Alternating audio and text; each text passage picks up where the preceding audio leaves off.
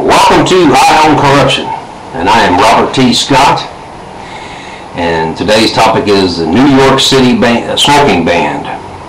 And again, I'm celebrating the image. Okay.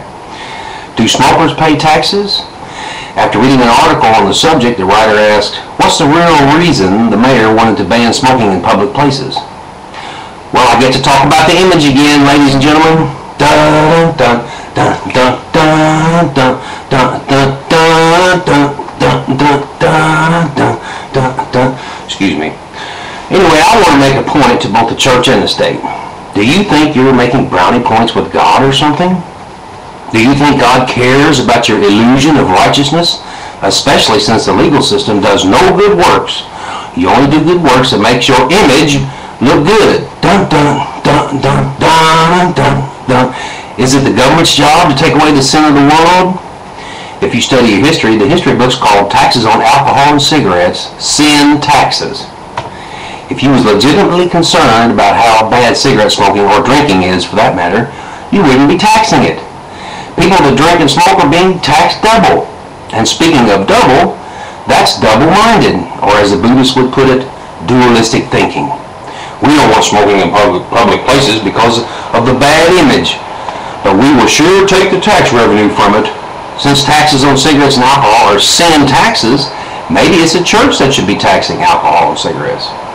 You're always talking about separation of church and state, but here's another reason beside the image. Oh, dun dun dun dun dun dun dun dun dun dun dun dun dun dun dun. Okay, now after they ban cigarettes from public places, what happens when a police officer catches you smoking? Or maybe they'll have TV cameras trying to catch you smoking. What is it? Money! One way to spot the image, ladies and gentlemen, is there's always going to be money involved. The whole world wondered after the beast and his image. You can't buy or sell unless you have the mark. Well, you're not going to have the mark of the beast and not worship the image. Since we're on the subject of taxes and cigarettes, I also want to call the taxes on cigarettes Little Johnny taxes. Now, when little Johnny, who is underage, gets caught smoking and gets a fine, who do you think is going to have to pay the fine?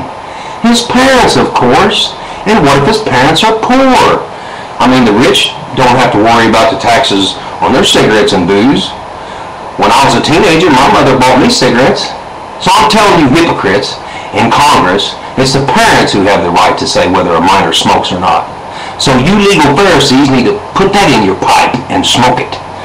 So my opinion that excessive sin taxes are another violation of the separation of church and state.